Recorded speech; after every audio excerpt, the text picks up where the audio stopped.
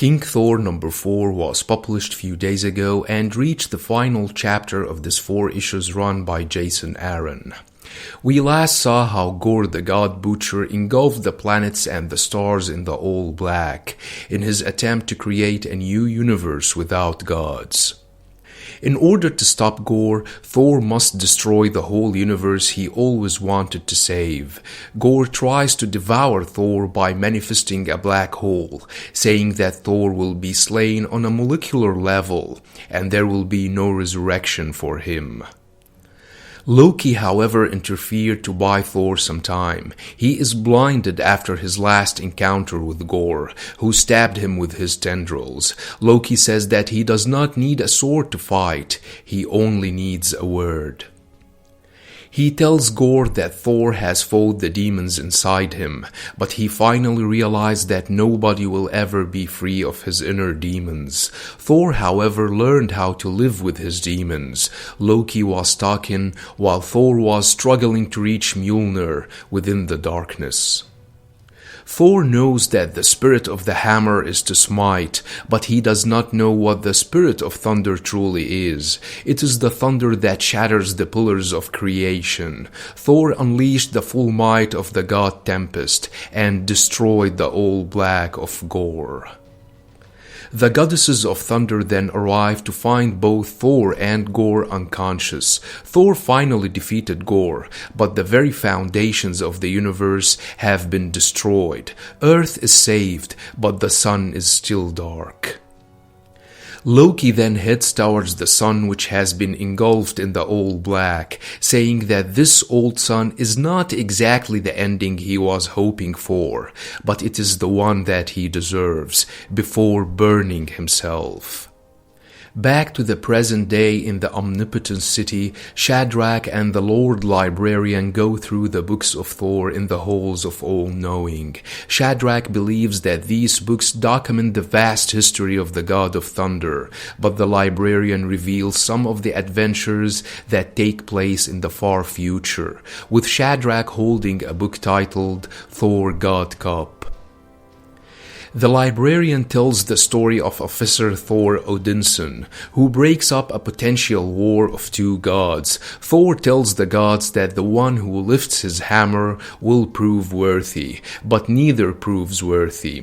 Thor's appearance still looks familiar. He is still missing an eye and his left arm, though now he bears a policeman badge on his chest with a different looking Mjolnir. The Librarian then tells Shadrach about another Thor, and that's when the age of the godly order comes to an end with 1,000 nights of Ragnarok. The gods would fade away and would never wake again, leaving other forces to fill their void. But some gods never rested. They just changed their form, left their old bodies behind and their old weapons. Thor was dead, but so was born Thor the Thunder World. But the age of Thor the Thunder World would also pass, and Thor would regain his form without his mind in the frozen jungles of Jotunheim, says the Librarian. After an attack by psychic frost giants assassins, Thor would be left lost and amnesiac, before being taken in by the beasts of the winter lands. Thus began the legend of Thor, Lord of the Ice Apes. The Librarian tells how Thor the ape god fell in love with the she-lizard and gave birth to Thor's firstborn son, the Giant of Thunder, the prince who would one day sit the throne of Asgard. The Librarian also tells how Lady Sif became the guardian of the Bifrost instead of Heimdall. She can see the dwarfs dreaming in their caves and what the sea elves are having for dinner, but she cannot see Heimdall. She vows to protect Asgard with her all-seeing eyes that never blink. In the far future on planet Indgar, and after the final battle against Gorr, we see that Gorr is restored to life as a mortal, but left amnesiac and insane. He was taken in by the Sky Lords of Indgar to live the rest of his days in peace. Earth has become the center of all creation. There was no more Asgard and no more home among the heavens for gods, who lived among the mortals, working together in the dirt. King Thor woke from his long sleep, fully restored, and he was pleased to look upon the new earth. Loki's final sacrifice reignited the sun after Gorr had engulfed it in the All Black. Loki saved the universe, with his soul still burning inside the star, powering the sun with words, not with lies, but there was nothing powering the universe itself.